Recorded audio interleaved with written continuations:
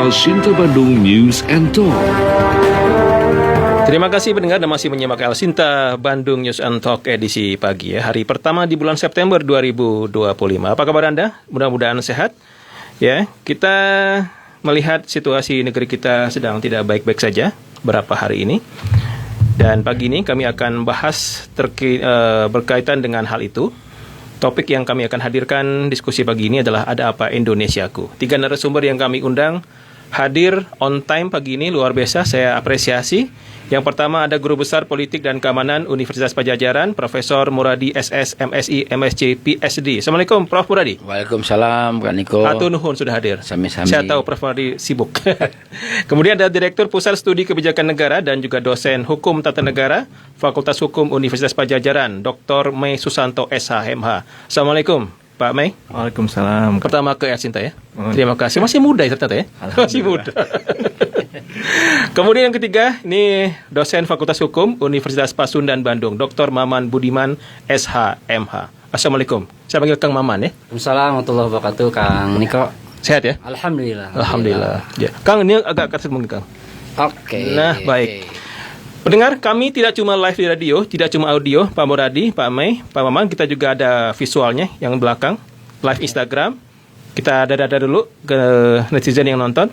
Silakan netizen, pendengar, Anda bisa WA kami 0823 kali 63 kali 2893 atau di kolom komentar ya, live Instagram Elsinta Bandung 89.3 FM. Ada apa dengan Indonesia, Pak Muradi? Ya. Ini demonya besar-besaran, merusak. Ya, situasinya genting, banyak yang jatuh korban dari pihak pendemo, penjuk rasa, masyarakat juga dari aparat kepolisian. Apa yang sebetulnya terjadi beberapa hari ini dengan Indonesia kita? Ya, kalau dari catatan saya ada 4 ya Kang. Pertama memang ini kan ada kurangnya sense of crisis ya, perasaan krisis dari beberapa elit politik kita. Bahkan kemudian mengatakan yang nggak patut sebenarnya, beberapa dengan kata tolol dan sebagainya itu. Saya kira itu jadi pemicu ya. Tapi yang kedua saya kira juga menarik, misalnya saya mengkaji ilmu kepolisian ya, studi keamanan itu hampir 30 tahun lebih. Kemarin itu anomali kenapa? Karena polisi mungkin ribuan kali sudah melakukan pengamanan dan dia sudah ada pemberitahuan dan sebagainya. Itu ternyata dalam prakteknya tidak seperti yang kita bayangkan. Ada banyak handicap, kemudian situasi yang sebenarnya itu kritikal buat konteks crowd management, ada istilah. Karena di ilmu kepolisian itu ada mata kuliah khusus dengan crowd management, di mana kemudian mereka harusnya mereka cukup bisa paham itu. Artinya memang kemarin 25 dengan 28 ya, saya kira sesuatu yang itu anomali yang tidak kalau teman-teman mempelajari studi keamanan, studi kepolisian itu jadi sesuatu yang kemudian tidak seperti yang biasanya. Ada 2 catatan. Yang pertama, memang kepolisian kelihatan seperti gagap. Karena apa? Karena biasa begini, dalam tradisi pengamanan itu, begitu ada unjuk rasa, mereka memberikan pemberitahuan ya. Maka teman-teman polisi itu biasanya mereka melakukan cipta kondisi dulu. Katakanlah mereka kemudian mengecek mau ke arah mana, siapa masanya dan sebagainya. Mereka punya peta itu. Kemudian biasa mereka akan mengkondisikan, katakanlah misalnya kalau buruh, serikat buruh, ketua serikat buruh diajak bicara banyak lewat segala macam. Akhirnya memang ada demonstrasi tapi tidak dalam posisi yang kemudian tidak terkendali gitu. Nah, yang kedua, ketika itu terjadi, mereka sudah membaca arah gerak dari dari unjuk rasa tersebut. Akhirnya mereka bisa menghitung. Nah, hari ini cuma bisa gini. Target misalnya masa ada 10.000, mereka akan siapkan mungkin 1.000 sampai 1.500 ya. Nah, dari situ faktualnya itu tidak dilakukan secara komprehensif ya. Ada yang kemudian akhirnya mereka hanya menganggap bahwa demonstrasi ya biasa. Mereka meresponnya dengan pengamanan dan seterusnya. Walaupun jangan lupa bahwa di unjuk rasa itu kan ada dua agenda ya. Agenda utama ya dalam misalnya katakanlah tadi kalau buruh, mahasiswa, misalnya usut macam-macam. Nah, agenda yang kedua itu yang kemudian buat banyak polisi ya.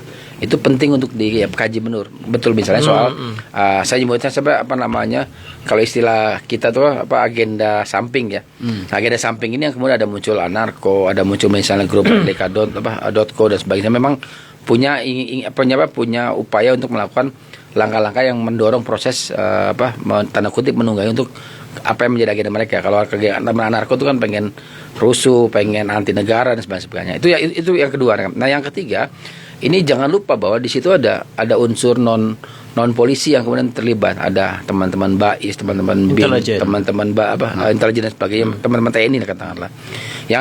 Yang satu sama lain mereka tidak terkoordinasi. Contoh misalnya beberapa kali ada penangkapan mayor TNI yang kemudian intel ternyata kan dia di dalam masa segala macam. Padahal kalau biasanya unjuk rasa seperti itu mereka paham. Si X, Y, Z mereka tahu. Tapi enggak, mereka gebiar uyah kalau istilahnya diambil semua. Ternyata sebagian besar adalah teman-teman itu adalah anggota juga yang memang harusnya terkoordinasi.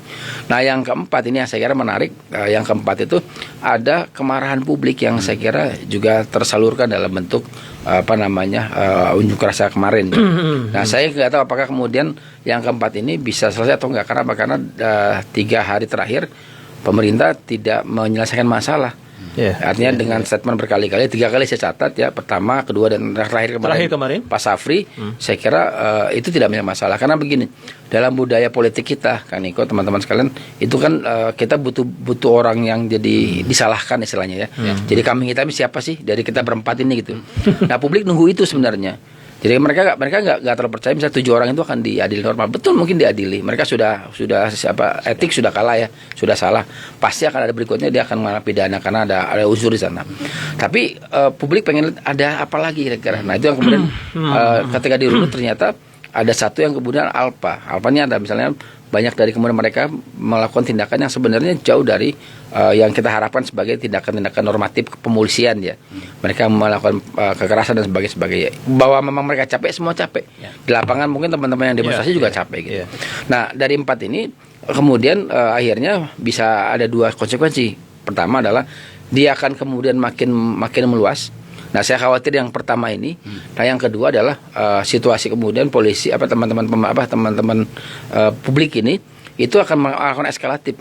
Kalau kemarin targetnya misalnya anggota DPR, kemudian anggota kantor-kantor kepolisian gitu, ke anggota daerah, dia akan eskalatif menjadi eksekutif. Ini yang saya kira perlu dipahami betul dan dicermati betul oleh teman-teman di level pengambil kebijakan begitu, Pak Niko. Saya ke Kang Maman, ini kan awalnya kan kecewa terhadap DPR. Ya, legislatif kita di Senayan. Katakanlah udah tahu semua lah ya. Omongan Ahmad Syaroni yang tolol itu. Ternyata yang di luar negeri katanya. Kemudian Eko Patrio ya, yang joget. Pengaman juga melihat ini karena kemarahan yang memuncak ya sebetulnya. Betul Kang Niko ya.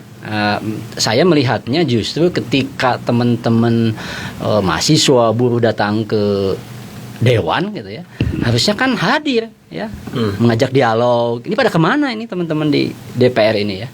Nah, walaupun memang ada yang sekali lagi studi banding katanya ya ke Australia gitu ya. Nah, itu kan jadi sorotan publik juga kan gitu ya.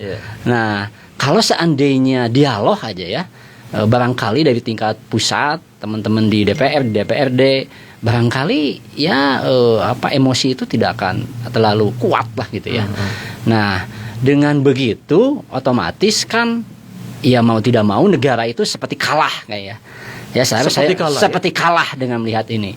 Dengan adanya penjarahan rumah Bu Sri Mulyani, rumah Eko, rumah Syaroni itu seperti kalah gitu ya.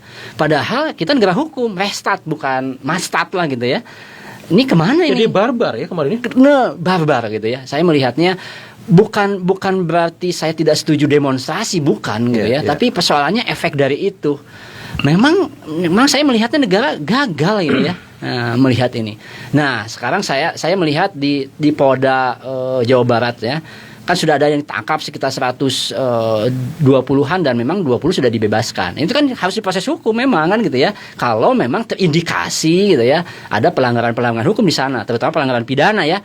Kita punya pasal 170 KUH pidana, kita punya pasal 262 yang KUHP yang baru ya, 1/2023 yang akan disahkan walaupun belum diberlakukan. Nah, tinggal kan itu kita harus lihat dari segi aspek hukumnya kan begitu. Itu dulu barangkali Kang Niko ya dari saya. Pak Mei, saya mencoba menempatkan diri sebagai warga negara ya. Saya juga merasa nggak adil ya, gaji anggota dewan tuh, wah, bagi yang di-spill oleh Prof Mahfud ya, ngeri ya lihat angkanya, lewat gaji guru besar ya. Jauh sekali. Padahal kerja kerasnya masih guru besar mungkin ya. Bagaimana Pak Mei melihat rasa keadilan itu, gaji tunjangan ya? Katanya kemarin Pak Prabowo bilang dihapus ya, gaji, tunjangan perumahan. Saya pikir nggak cukup, cuma itu. Banyak tunjangan-tunjangan lain yang, yang angkanya itu sementara rakyat lagi susah, Pak Mei. Ya, saya melihat ininya karena memang ada double standar gitu. Jadi double standar antara pejabat publik, bahkan kemudian beberapa profesi tertentu dengan masyarakat kebanyakan. Bagaimana kemudian angka pengkali pendapatan per bulannya itu timpang sekali gitu. Jadi ini yang kemudian menjadi titik nadir bagaimana kemudian masyarakat itu meluapkan kekecewaannya. Bahkan teman-teman saya yang kerja di BUMN yang notabene juga gajinya nggak sedikit gitu ya. Nggak sedikit ya? Banyak kan teman-teman yang di BUMN. Tapi juga ikut mengkritik itu. Artinya sebenarnya nggak cuman sekedar ketimpangan masyarakat, teman-teman ojol dan sebagainya, teman-teman UMKM yang menjerit dan sebagainya, tetapi juga ada problem lain yang lebih luas. Saya melihatnya memang catatan saya paling tidak memang ini kan paling tidak berkelanjutan dari Pak Jokowi begitu. Jadi suka tidak suka ada ekses-ekses tertentu terhadap hal itu. Paling tidak 5-7 tahun terakhir banyak scholar yang kemudian menyebut Indonesia mengalami kemunduran demokrasi, kemunduran ketatanegaraan dan sebagainya. Ruang-ruang publik dibuka tapi terbatas dan kemudian direspon dengan cara yang kemudian tidak menjawab akar permasalahan, tetapi kemudian simbolis seolah-olah sudah selesai begitu. Bahkan lebih jauh saya juga bingung itu ketika membaca ada menteri yang sekarang jadi intinya dan tentara kemudian bilang bahwa laporan-laporan BUMN sebelum itu banyak yang dipoles. Ini kan menimbulkan banyak pertanyaan-pertanyaan publik. Sebenarnya ini angka-angka dan sebagainya ini kredibel tidak begitu.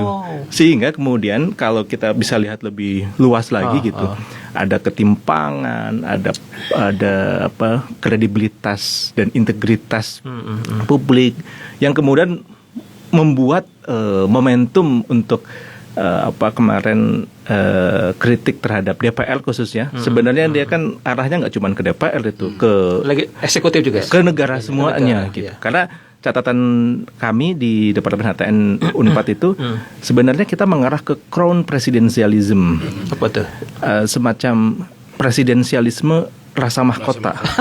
Kalau dulu pas banget tuh, kalau dulu pas masih ada Raja Jawa. Kalau sekarang sih sebenarnya udah Raja Jawa udah nggak ada, tapi masih berlanjut ini karena dia menguasai eksekutif, nggak cuma menguasai eksekutif tapi juga menguasai legislatif, menguasai yudikatif. Walaupun hari ini yudikatif relatif sudah mulai melakukan perbaikan begitu, tapi yudikatif itu legislatif kan badan perwakilan kan dia mewakili rakyat yang kemudian menyuarakan. Ketika kemudian tidak ada oposisi sama sekali, nggak ada ruang untuk bisa menyampaikan kritik secara formal, maka ya sudah. Ini yang kemudian saya melihat memang ada banyak problem yang kemudian kita harus sisir satu persatu tuh. Nggak bisa ini semua. Tapi memang itu adalah puncak kemarahan dari masyarakat paling tidak karena rentetan beberapa tahun terakhir. Jadi sasarannya bukan eksekutif, bukan cuma DPR ya, tapi semua ya. Gaji menteri, tunjangannya, kalau bisa mungkin negara harus di-spill tuh. Tunjangannya apa saja, adil enggak ya? Sementara rakyatnya pemurah dia, pajak anu, terus ada yang kalau telat bayar pajak, kena denda, ngomongnya macam-macam. Saya juga merasa loh, daya beli itu turun saya tuh. Merasa ya? Nggak tahu ya pendengar di rumah gimana. Coba netizen juga ya. Kemudian komisaris Pak Muradi ya, Maman. Betul. Miliaran kan? Sebulan. Perih ya lihatnya. Enggak sampai. Kalau setahunan ya, tapi kayak paling besar Pertamina itu kan berapa ada sebulan? teman itu dia hampir 250-an lah. Komisaris, jadi mungkin Bapak direksi mungkin 500 juta. 500 juta. Oh. Ya. Jadi kalau TNTM-nya mungkin bisa. Ya tunjangannya? Enggak beda Kang. Tunjangan tuh nggak pernah lebih dari 20% dari honor yang diterima. Jadi sebenarnya kalau total, kalau saya Pertamina itu katakanlah yang komisaris, saya kenal ada beberapa komisaris yang saya tahu sekitar 225 sampai 220 per bulan. Nah, dia dapat yang besar tuh TNTM. TNTM itu yang dia hampir dapat 8 sampai 12 miliar per tahun. Per tahun. Bagi 12 bulan berapa jadi satu bulan? Dikali aja. Miliaran juga kan? Dan kerjanya itu nggak seperti direksi ya. Enggak. Datang kan seenaknya kan? Sebulan sekali gitu ya. Seminggu 2. Maulah Pak Brady. Baik. Jadi ini akumulasi ya Pak Muradi ya, kekecewaan masyarakat. Jadi bukan cuma ke legislatif, tapi juga ke eksekutif ya, yang menurut saya sudah nggak adil ya. Jadi kemarahan ini masyarakatnya sangat wajar ya Pak Muradi. Ya gini, jadi satu yang saya kira penting untuk digarisbawahi Kang, publik itu butuh orang yang disalahkan. Butuh yang disalahkan. Jadi katakan misalnya kasus pelindasan ojol itu yang harus disalahkan bukan 7 orang itu, tapi siapa di atasnya. Bisa Kapolda Metro, bisa Kapolri. Tapi kalau ngelihat polanya kan ini juga saya sampai katakan bahwa ini ekses dari internal dinamik yang ada di Polri ya, pasca TR terakhir kemarin kan, orang yang ada nggak happy, misalnya Pak Karyoto pindah ke Baharkam. Bayangin kalau Kang Niko Kang Temo ada di sana, lihatnya berkali-kali ada nggak Pak Karyoto sepanjang Pak Kapolri itu presentasi press conference, nggak ada. Padahal Kang yang paling bertanggung jawab terkait dengan deployment itu adalah Pak Karyoto sebagai Kepala Baharkam. Baharkam itu salah satu fungsinya adalah dia mengelola nata kelola PH, pasukan anti huru hara itu. Dibawa ke Baharkam. Bahwa kemudian itu dibebankan di BKO kan ke mana? Ke Polda. Ya memang itu perkara nanti dilihat gini. Kalau misalnya apakah isunya lokal hanya ke Polda cukup atau di level nasional. Nah, itu teman-teman itu akan menilai. Siapa yang menilai? Mbak Intelkam. Katakanlah ini isunya sudah lagi bukan isu Jakarta. Maka begitu bukan isu Jakarta, maka Mbak Intelkam akan menginfo ke Astama Ops namanya. Astama itu asisten utama operasi di bawah Kapolri bintang 3 itu namanya Fadil Imran. Dan nggak ada juga orang itu Kang. Sepanjang seminggu 2 minggu terakhir kan nggak muncul orang-orang ini. Nah pertanyaan saya berikutnya, saya sebagai yang mengkaji ilmu kepolisian puluhan tahun, ayah naon tah itu kenapa gitu, padahal biasanya ketika ada masalah begitu orang yang pertama kali turun ke lapangan itu namanya Astama Ops, mendampingi Kapolda, asisten utama bidang operasi Kapolri. Dulu Asop ya, karena sekarang sudah bintang 3 jadi Astama Ops. Astama Ops ada Astama Arena yang dua naik dari bintang 2 ke bintang 3. Nah kemudian misalnya kita lihat misalnya ada nggak di situ Irwasum ketika bicara soal 7 orang itu. Jadi ada Propam, ada Irwasum. Nah, Propam itu yang kemudian tadi memproses itu secara normatif ya. Tadi ada kesalahan segala macam. Ada masalah soal jabatan, perilaku organisasi dan sebagainya. Nah, dari situ biasanya yang kemudian jadi pengawas Irwasum. Di Irwasum itu secara organisasi dia akan ngelihat 7 orang ini mengganggu organisasi nggak? Kan juga nggak muncul. Jadi saya meyakini betul juga ada problem internal. Saya bukan problem.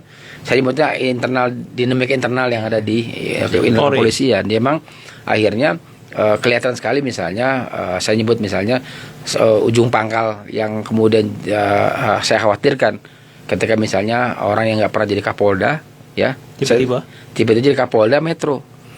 Pak Asep ini nggak pernah jadi Kapolda kan? Nggak pernah jadi Asep Heri nggak pernah jadi Kapolda. Dulu Karyoto pernah jadi Wakapolda di Jogja. Dia hampir 3 tahun. Dia paham lah minimal. Kalaupun itu pun juga anomali. Nah ada lagi misalnya saya udah berkali-kali saya mengingatkan menyampaikan, Mas ini yakin Anda menjadikan beliau jadi Kapolda? Saya tidak terlalu kenal sama Pak Asep ini, tapi secara prinsipil kan kita tahu rekam jejaknya. Karena gini, mungkin Pak Asep itu jago untuk satgas ya, cipta kondisi dan segala macam. Memang tidak berurusan dengan massa. Mungkin dia jago di situ. Karena berkali-kali kalau kita lihat rekam rekam jejaknya kan ada. Dia terakhir kan jadi Kasatgas Nusantara yang mengkondisikan pemilu kemarin. Jago Pak, dia udah mengkondisikan bagus karena basicnya ini kan Intel ya.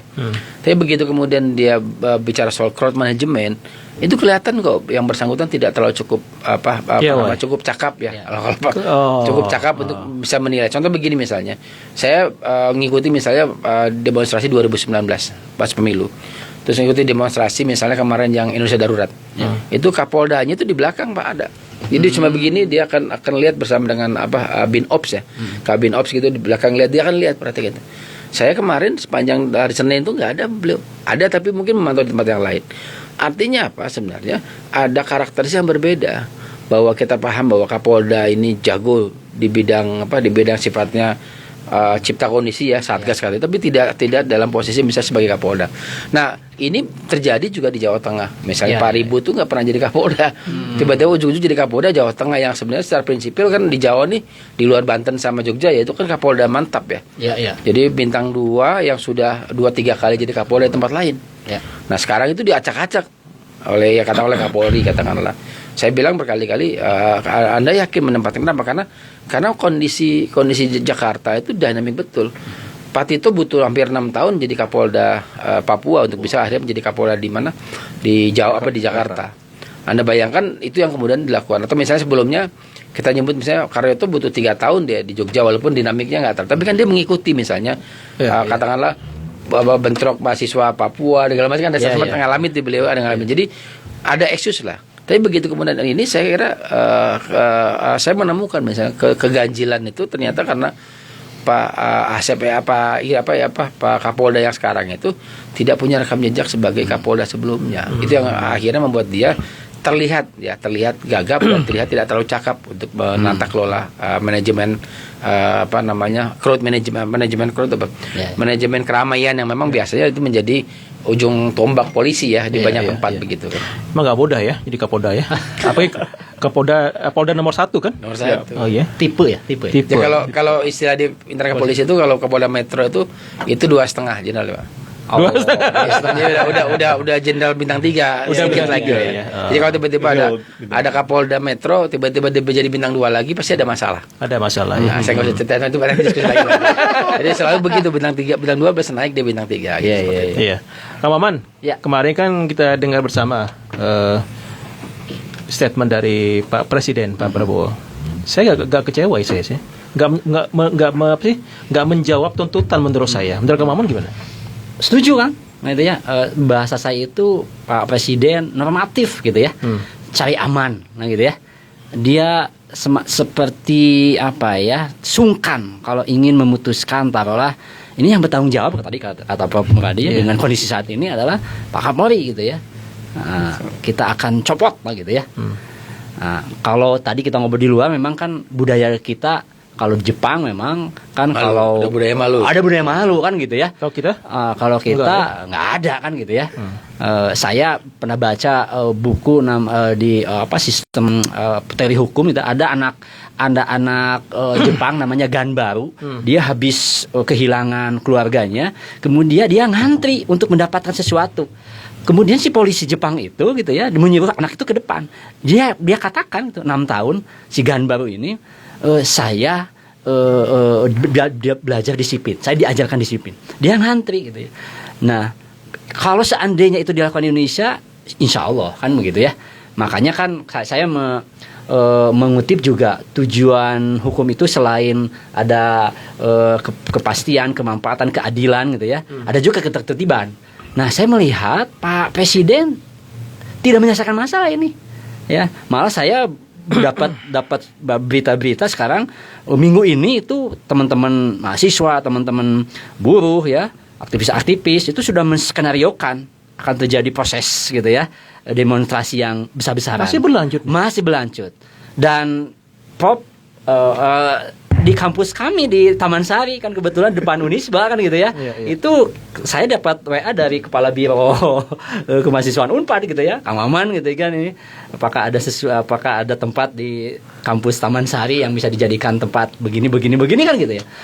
Nah, itu kan teman-teman di kepolisian harus melihat itu gitu ya, memitigasi. Nah, saya kembali lagi ke Pak Presiden, harus ada ketegasan gitu ya. Nah, betul, rekam jejak itu nomor 1 gitu ya. Saya menyoroti juga ketika kenapa sih memilih lagi beliau sebagai Kapolri? 1, yang kedua, kenapa sih memilih lagi Pak Jaksa Agung kan gitu ya? Nah, saya melihat di sana. Nah, sekarang itu kan akan ada proses penegakan hukum, ya, terutama penegakan hukum pidana, Kang Niko ya. Nah, karena Pak Presiden mengatakan akan menindak yang melakukan penjarahan, akan menindak yang melakukan kekerasan, akan yang menindak penjarahan, kemudian merusak fasilitas gitu ya. Nah, caranya bagaimana?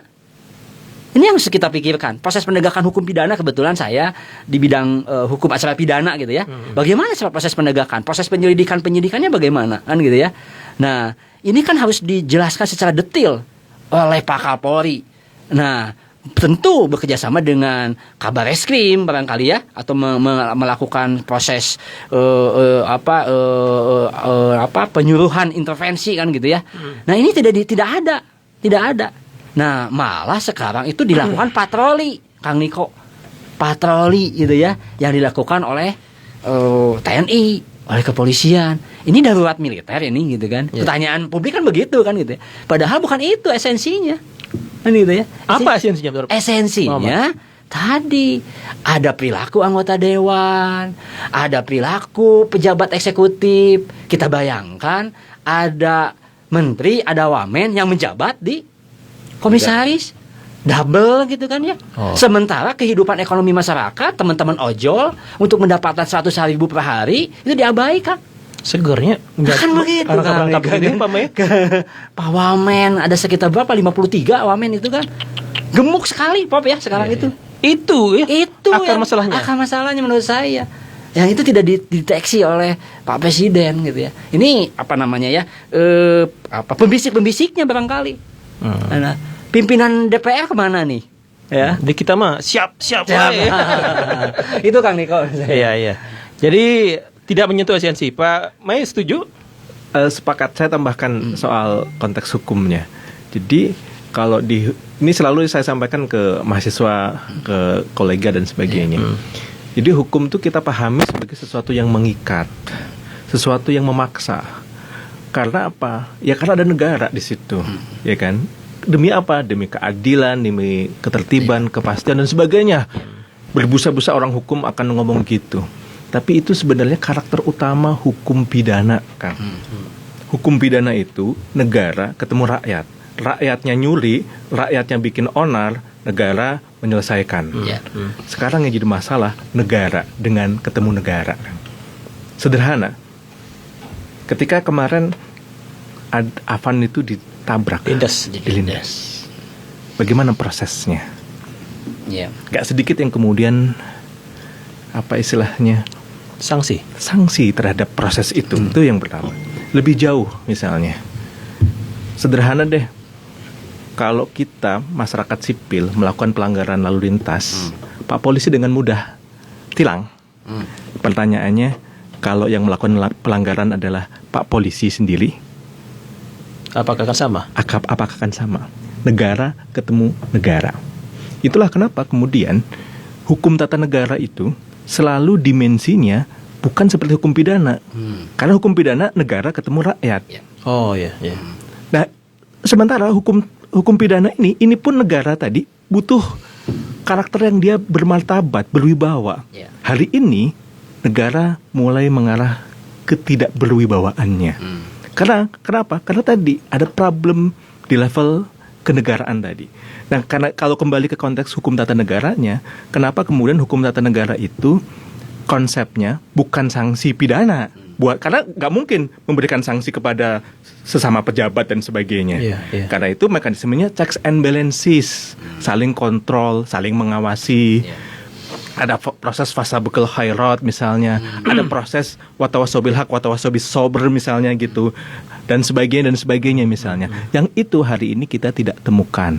Lebih jauh kalau tadi berbicara mengenai model di beberapa negara Asia Timur, Jepang, Korea sebagainya yang siap mundur misalnya, kita pun agak jauh itu. Kenapa kemudian padahal di hukum tata negara itu ada prinsip gak cuma the law of the constitution, hukum tata negara itu sendiri yang tertulis, tetapi juga butuh the convention of the constitution. Konvensi itu apa? Etika, moralitas, kebiasaan yang baik dan sebagainya. Hari ini kita kehilangan itu. Ketika kita kehilangan itu, kalau dalam bahasa teorinya itu konstitusi C kecil, bukan konstitusi C besar. Kalau konstitusi C besar itu undang-undang dasar tertulis. Ini konstitusi C kecilnya hilang. Moralitas, etika dan sebagainya. Itulah kenapa kemudian dalam sejarah berketatanegaraan akhirnya siapa yang bisa melakukan, kalau tadi masyarakat bermasalah di proses hukum lewat proses pidana, tapi kalau di negara ketemu negara gimana? Diem. Akhirnya rakyat atas nama kedaulatan rakyat dia yang kemudian bersuara ketika saluran-saluran tadi tertutup, Kang. Jadi saya melihat di sini ada kembali ke problem itu. Jadi karena itu saya justru kemudian tertarik untuk kemarin yang pertama diundang itu salah satunya adalah pemuka-pemuka agama. Memang kebetulan dasar negara kita adalah Ketuhanan Yang Maha Esa yang pertama. Gitu. Tapi sayang sekali kemudian pemuka-pemuka agama, pimpinan ormas, pimpinan ormas Islam khususnya, itu belum mampu untuk kemudian mendorong. Saya menyebutnya pertobatan ketatanegaraan. Pertobatan ketatanegaraan. Pertobatan ketatanegaraan itu muncul dari diri sendiri. Kalau tadi budaya malu dan sebagainya, dia tobat untuk melihat ada berbagai macam hal yang dia lakukan salah. Sebagai konstitusi huruf kecil tadi, Kang. Karena saya mencoba untuk melihat, menggali, ini karakter Indonesia apa sih? Nah, salah satunya adalah misalnya berkarakter Ketuhanan Yang Maha Esa. Saya berpikir itu karena kemudian Mahkamah Konstitusi 2 tahun kemarin itu jadi bulan-bulanan. Hari ini melalui berbagai putusannya mereka mulai berbalik melakukan berbagai putusan-putusan yang menggembirakan publik. Ya kan, misalnya dibilang tadi wamen nggak boleh jadi tidak merangkap jabatan sebagai komisaris dan sebagainya. Itu kan salah satunya melalui putusan Mahkamah Konstitusi. Setelah dia melakukan dosa besar di putusan putusan 90, maka kemudian di beberapa putusan terakhir Mahkamah Konstitusi saya menyebutnya sebagai judicial repentance, sudah mulai melakukan proses pertobatan. Nah, pertobatan di Mahkamah Konstitusi nggak cuma di kekuasaan judisial, tapi harusnya untuk ke semuanya, kesadaran diri. Karena itu sangat mungkin, ini saya udah ini sebagainya harusnya mundur. Atau misalnya balik lagi ke Pak Presiden harus tegas tuh, ini nggak oke, ini harus ada yang bertanggung jawab. Kalau tadi disampaikan Prof. Muradi sebagainya, ya dipersilakan dipilih mau mundur atau dimundurkan, misalnya begitu. Apalagi Pak Prabowo kan tegas betul tuh bilang gitu kan. Kalau pidatonya. Iya, makanya. Justru itu poinnya. Perlu ada pembisik paling tidak kalau berbalik ke kita Pancasila gitu misalnya. Kalau benar kita Pancasila mau dipegang, Kang. Kecuali memang Pancasila hanya sebagai jargon. Itu aja sih, Kang. Pagi ini saya emosi benar ya. Saya baca itu sebelum ke Pak Muradi, ke komentar dari Bu Widya Stuti. Ini adalah masalah negara yang numpuk sejak era Jokowi yang menggunakan undang-undang kita untuk menguasai kekuasaannya. Karena selalu mengubah undang-undang untuk mencapai keinginannya. Tadi MK tadi ya. Dan saat ini Pak Prabowo malah terus mengekor katanya. Seperti cara memimpin Jokowi dan tambah lagi diperparah dengan pengenaan beragam pajak yang makin menekan ekonomi rakyat. Lagi-lagi ini masalah pajak. Apalagi ada ancaman-ancaman ya. Dari pejabat ya Pak Muradi. Kalau nggak bayar, aduh. Saya tuh merasa tuh. Jurnalis itu ya. Daya beli turun. Pokoknya udah tertekan di atas foya-foya. Kata Bu Wid, sudah saatnya Pak Prabowo itu berdiri di atas kaki sendiri, ya. Lepas dari bayang-bayang Jokowi, si Raja Jawa. Ibu Widya Stuti nih emosi juga nih. Pak Muradi tadi menyampaikan ada sesuatu apa Pak Muradi di Polri? Sesuatu yang di tubuh Polri selama internal dinamika internal. Saya mencoba, mungkin semua Pak Prof. Muradi juga sudah baca, Pak Mei, Pak Kang Maman, tentang ada kesangsian bahwa 7 anggota BRIMOB itu apakah betul pelakunya atau orang lain. Itu kesangsian dari publik loh, bukan kata saya nanti. Saya aman gak sih Pak Prof? Jangan-jangan nanti diciduk nanti. Aman ya. Gimana tuh kesangsian masyarakat tentang ketujuh itu? Saya ingat kasus dulu Ferdi Sambo ya. Saya hampir tiap hari bisa 7-8 media dibicara sebagian besar live ya. Tapi memang kasus Sambo ini juga ada yang namanya begini, di polisi, di tentara itu namanya jiwa korsa ya. Nah, itu yang saya kira juga jadi problem baru. Nah, hari ini saya sih kalau dibilang 7 orang ini akan di pidana, saya percaya. Karena nanti akan diarahkan 7 orang ini yang salah, yang lain nggak salah. Jadi kan sudah 2 tahapan tuh. Kalau di polisi kan ada 2 mungkin, polisi dan tentara ya. Itu pertama dia di sidang etik dulu. Setelah sidang etik apakah dia bersalah baru kemudian diproses pidana, atau sebaliknya. Kasus Sambo kan dia dipidana karena dia dipecat lebih dulu. Dipecat baru, jadi dia tidak melalui sidang sidang etik. Nah, sidang etiknya tidak dianggap sebagai satu yang mengikat dia.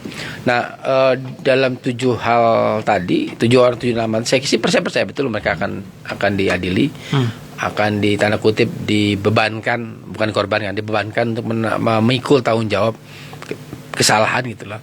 Nah, tapi kan problemnya adalah publik puas atau enggak? Saya sih meyakini betul bahwa mereka nganggap mereka ini 7 orang ini adalah ada boneka aja yang memang dia tidak dalam posisi yang kemudian betul-betul sadar melakukan itu gitu. Jadi kalau saya menangkap ya perlu ada langkah yang lebih progresif dan lebih strategik ya. Saya mengikuti pidato Pak Presiden 2 kali dan Pak Safri yang terakhir itu ya memang nggak menyelesaikan masalah, justru kemudian isunya malah ditarik soal makar, soal terorisme. Saya kira kita duduk bareng mendefinisikan soal makar dan terorisme. Karena apa? Karena dalam 7 hari terakhir demonstrasi itu yang dilakukan oleh publik itu adalah kemarahan. Kalau kemudian mereka misalnya menjarah rumah Bu Sri Mulyani di luar yang lain ya, anggota DPR dan Bu Sri Mulyani dianggap sebagai pejabat, itu semata-mata bukan untuk mendowngrade negara. Justru kemudian kita bertanya, negara kemudian tidak hadir di mana saat pejabatnya kemudian disalahkan oleh publik. Artinya memang kayak bisa gini, saya menghormati Bu Sri Mulyani, menghormati 4 orang itu yang kemudian rumahnya dijarah. Kenapa sih masyarakat betul menjarah? Karena sebenarnya mudah sekali dalam teori keamanan itu ada 2 pendekatan kan. Ada namanya be first ya. Jadi sebelum rame-rame dia langsung menutup, kemudian oke, kita selesaikan ini dan selesai. Itu harusnya ketika Senin, Selasa tuh rame, Presiden sudah melakukan itu. Harusnya. Jadi nggak berlarut-larut. Presiden bilang udah oke, kemudian saya proses 7 orang diproses, kemudian sementara katakanlah Kapolri, Kapolda saya nonaktifkan gitu. Itu selesai Kang. Karena apa? Karena dalam teori massa gerakan massa ya. Itu kan begitu kemudian ada hal yang menyiram sejuk itu mereka akan turun tensinya. Dia akan butuh beberapa hari lagi untuk marah lagi. Nah, itu tidak, itu namanya bifas. Yang kedua deserve. Nah, deserve itu ketika sudah makin besar, saya mengharapkan bayangan tadi kemarin itu Pak Presiden itu mengatakan bahwa oke, karena ini kami semua mohon maaf, kita akan proses 7 orang dan kita akan kemudian memproses dengan pimpinan mereka semua. Nah, sementara saya katakanlah saya nonaktifkan dulu misalnya pimpinan Polri gitu kira. Itu mungkin juga akan panjang. Kan begitu Presiden bilang percaya sama saya, itu sebenarnya jebakan Batman Kang. Jadi kalau tiba-tiba misalnya kemudian kebijakannya tidak sesuai dengan harapan publik, itu akan tadi yang saya bilang, kalau hari ini kemarin misalnya yang disasar DPR, saya khawatir sebenarnya sebelum setahun beliau sudah di-downgrade oleh publik, dianggap tidak mampu menjalankan fungsi-fungsi pemerintahan. Artinya apa? Targetnya Presiden nanti. Nah, 2 pendekatan ini yang beliau lewatkan. Justru kemudian digeser dengan misalnya isu soal anarki, isu soal makar, terorisme. Saya puluhan tahun mengkaji itu, nggak ada unsur itu. Nggak ada ya? Ya katakan misalnya begini, saya memahami ada teman-teman, bukan teman-teman ya, kelompok anarko ya di Bandung, di Jawa, di Jakarta, mereka main. Atau grup Merdeka misalnya termasuk juga bagian dari yang, tapi mereka tidak dalam posisi misalnya misalnya menguasai negara dan mereka akan mengambil alih ke negara. Dalam konteks makar itu sendiri gitu. Terorisme, siapa yang disebut dengan terorisme tadi? Apakah kemudian misalnya warga yang marah kemudian mengacak-acak rumah sebagai terorisme? Saya kira masuk lebih pada kriminalitas dibanding kemudian arah yang lebih dalam. Artinya buat saya pendekatan itu pada akhirnya itu akan backfire ke pemerintah. Saya sih benar, saya sejujurnya saya khawatir per hari ini sampai seterusnya itu targetnya bukan lagi mungkin anggota dewan, Pak. Targetnya adalah mungkin tadi menteri-menteri yang dianggap punya masalah. Yang mau ngomong seenaknya. Banyak yang masalah ya menterinya. Ya kan, dilihat saja misalnya Menteri BP ATR BPN tuh kan, yang 2 tahun kan itu diambil alih itu kan. Taunya bercanda katanya. Ya, ujung-ujungnya. Ya nggak gitu juga. Atau misalnya Menteri Mendagri misalnya, itu di-list sama mereka. Nanti satu persatu akan didatangi seperti yang mereka lakukan seminggu terakhir. Kalau itu dilakukan, itu dianggap bahasa itu sebagai apa? Sebagai bagian dari downgrade government. Nah, ketika downgrade government, publik nggak lagi percaya sama pemerintahan. Jadi kamu nanya ke saya, meminta saya percaya, tapi Anda nggak percaya sama saya kan gitu. Karena buat saya ekspresi publik itu kan banyak hal ya. Jadi dalam gerakan massa mau pendekatan apapun pasti akan ada penunggang gelap. Nah, tinggal masalahnya penunggang gelap ini mau optimal atau kemudian kita minimum. Saya termasuk yang dulu 98 dari 96 98 hampir tiap minggu kan demonstrasi. Tahu bahwa ketika kita jadi korup tuh kan di sana ada ini kita tahu. Nah, dari kalaupun mereka ikut ya nggak apa-apa selama tidak menjadi dominan kan gitu.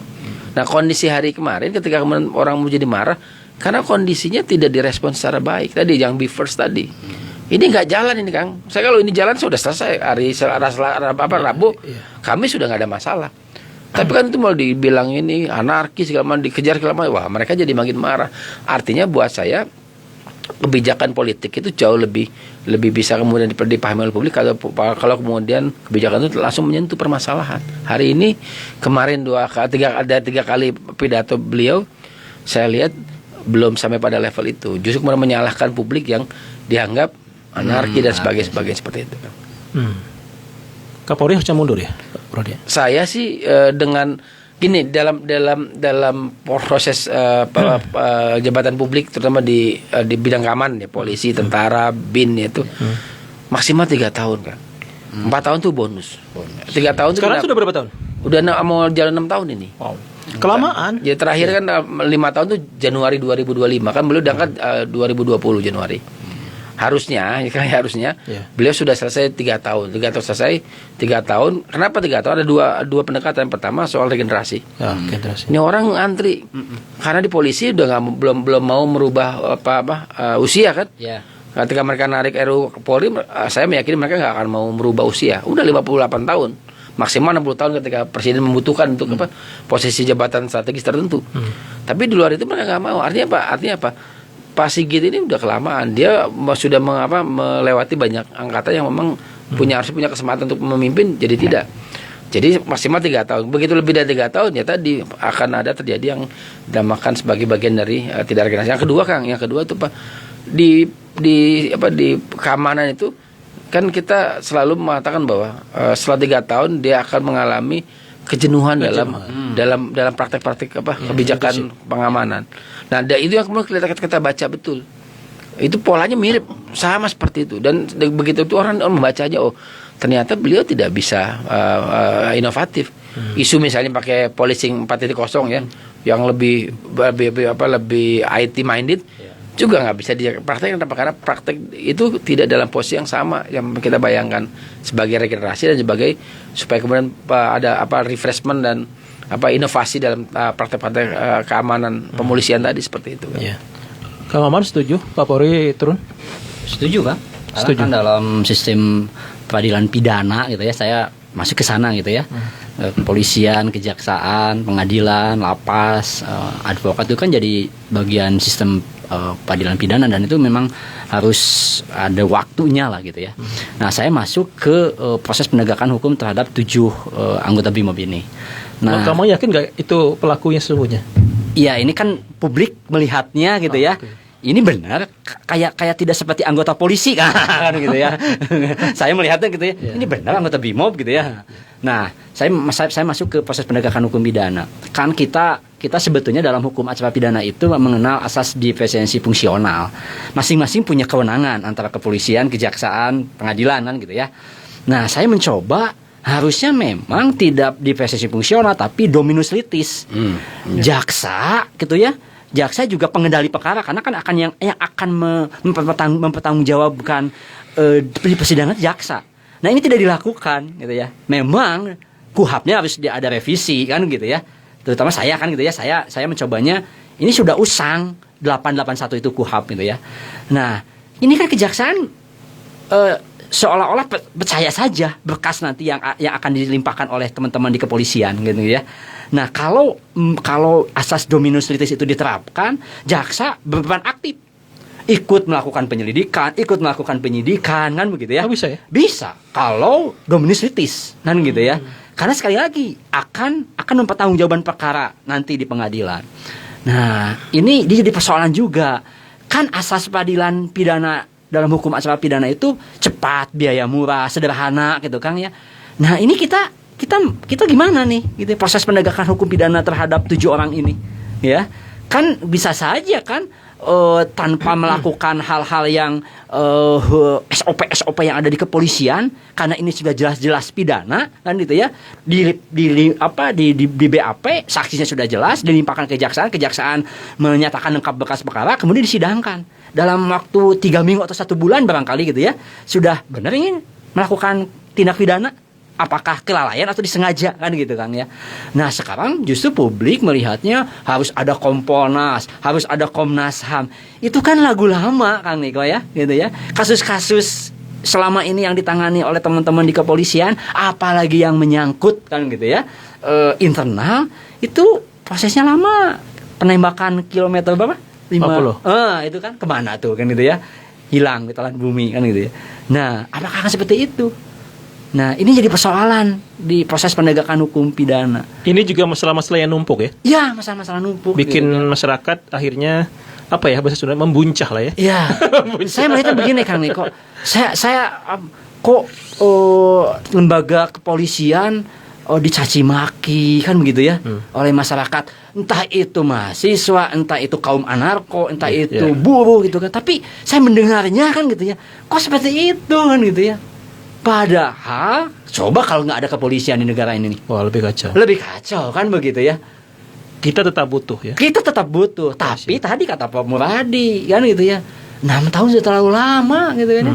Kan gitu ya. Kayak naon sih? Ada apa kan begitu ya. Kan gitu ya. Bahasa Sundanya menit tunduk patuh gitu ya. Ini kan Kapolri dengan Pak Jaksa Agung itu rejimnya Pak Jokowi ya. Itu kan luar biasa itu. Proses penegakan hukum pidana. Apalagi kalau kita menyangkut proses penegakan hukum tindak pidana korupsi, kepolisian, kejaksaan punya kewenangan itu selain KPK. Coba bayangkan gitu ya. Sekarang kejaksaan katanya di atas dibanding KPK soal penegakan tindak pidana korupsi gitu ya. KPK seolah-olah melempem karena kan ada proses revisi undang-undang KPK itu kan gitu ya. Ini kan nggak baik, nggak bagus gitu dalam proses penegakan hukum pidana itu ya. Apalagi jadi kalau kita nanya mundur ya Kapolri ya? Iya dong. Mundur ya? Gentle, bahasa saya itu gentle. Nah, termasuk Kapolda barangkali gitu ya. Nah, Pak Mai, setuju ya Kapolri mundur ya? Sangat sepakat. Jadi itu bagian dari membangun kepercayaan baru. Kepercayaan baru. Karena demokrasi itu butuh trust, butuh kepercayaan. Ketika kita sudah nggak percaya, ya banyak hal yang kemudian bisa memuncak gitu ya. Walaupun kemudian saya mencoba melihat diskusi dengan berbagai teman, termasuk juga tadi mendengar Prof. Muradi yang memang pakar dari bidang keamanan gitu. Saya ngelihatnya justru ada banyak free rider hari ini yang kemudian publik hendaknya menahan diri. Paling tidak pesannya udah tersampaikan tuh. Pak Presiden udah tahu tuh berbagai macam problem. Kita berharap betul beliau bisa mengeluarkan berbagai jurus saktinya gitu. Nggak cuman amnesti abolisi misalnya, tapi lebih jauh gitu. Bahwa masyarakat kan dulu amnesti abolisi itu katanya mau untuk menyelesaikan untuk membangun gotong royong, membangun kebersamaan. Buktinya hari ini publik karena bukan itu yang diinginkan publik, lebih jauh, lebih mendasar gitu. Kalau ada prinsip kesetaraan ya benar-benar diberikan kesetaraan. Kalau memang ada kesejahteraan ya berikan benar-benar kesejahteraan. Jangan ada berbagai macam ketimpangan dan sebagainya. Apalagi kemudian kita hari ini ada berbagai ahli yang menyebut ada fase 20-30 tahunan ya. Bagaimana kemudian masyarakat itu mulai menemukan puncak kejenuhannya dan kemudian membuncah untuk kemudian mengekspresikan ini harus ditata ulang, ini harus di reset, ini harus di restart dan sebagainya. Jadi saya melihat pendekatan kita bisa lebih soft ketika kemudian pimpinan elit-elit kita, lebih khusus Pak Prabowo sebagai presiden, beliau lebih dari negarawan tentunya, karena presiden itu kan butuh pengalaman, butuh wisdom, butuh kebijaksanaan dan sebagainya, sehingga kemudian harus bisa melihat itu, sehingga ketika ada yang kemudian double standar, beliau harus tegur tuh. Termasuk kan beliau sendiri yang bilang bahwa beliau kalau pejabat-pejabat bermasalah siap diganti karena presiden pun bisa diganti gitu. Kan beliau sendiri, itu omongan beliau sendiri gitu. Itu yang kemudian saya melihat bahwa kita menunggu statement-statement keras beliau untuk diaplikasikan, jangan cuma disuarakan, kan gitu. Sebenarnya publik ini saya membacanya justru mendukung statement-statement beliau. Di beberapa ketika beliau bahasanya pas lagi on the track menyampaikannya gitu loh. Ketika nggak on the track, itu yang kemudian jadi problematik yang harus diingatkan terus gitu. Itu Kang kemudian catatan saya untuk ininya. Kak Diko, saya mau jawab yang tadi Kak Yom saya sampaikan tadi. Jadi dalam teori demokrasi ya, dalam satu teori government theory itu memang agak aneh kalau presiden pengganti itu masih memakai orang lama yang lebih dari 1 tahun. Ya. Jadi begini, misalnya katakanlah saya nyebut misalnya Trisula 3 ya, atau 4 kalau 4, tapi 4 ini kan orangnya Pak Prabowo sendiri. Kabin kan bekas ajudannya beliau waktu itu. Kejaksaan Herindra itu ajudannya beliau dulu. Waktu beliau jadi dan Jenko Pasus ya, kalau tidak salah. Kejaksaan, kepolisian dengan kejaksaan, polisi dan TNI. Tiga-tiganya kan masih orang lama. Dan agak anomali ketika lebih dari hampir 1 tahun tidak diganti. Karena ini dia akan punya motif sendiri. Saya kalau jadi ketua RT gitu, saya akan ganti juga ke bendaharanya. Saya ganti juga misalnya sekretarisnya. Kenapa? Karena saya butuh orang saya yang memang bisa menjalankan. Butuh penyegaran. Enggak juga penyegaran. Orang saya gitu. Orang saya. Karena mereka ini kan Trisula. Iya. Jadi misalnya katakanlah, boleh nggak misalnya tiba-tiba ketiganya mager atau mau ngopling kalau istilah kita ya. Mungkin saja. Sekarang misalnya, apakah misalnya orang-orang Pak Prabowo, katakan gitu loh, yang memang dianggap timnya Pak Prabowo di polisi ada nggak? Saya sih belum lihat. Atau misalnya apakah Pak Prabowo ada di kejaksaan? Saya juga belum lihat. Kalau di TNI kan sudah kemarin dapat jajar lah ya, kita bisa lihat. Karena dia termasuk Tandio dan segala macam orangnya beliau. Artinya apa? Ketika kemudian dalam posisi hampir setahun ini beliau masih menggunakan instrumen lama, maka ada 2 situasi yang beliau akan hadapi. Pertama, ada keraguan-raguan karena khawatir menyerempet rejim yang sebelumnya gitu. Dan saya melihat seperti itu misalnya. Yang kedua, beliau akan memiliki satu situasi yang pada akhirnya tumpuk tadi istilah kata melakukan tindakan-tindakan yang hanya menguntungkan pemerintahan yang sebelumnya. Sekarang saya tanya misalnya, ini kita agak menyimpang sedikit ya, misalnya ada Bobi Nasution, menantunya beliau, punya masalah di Sumatera Utara. Yang jelasnya yang ditangkap itu Taufan, Kadis itu PUPR. Kadis PUPR dan itu orang dekatnya. Orang dekatnya, dan itu ATM-nya istilah kita.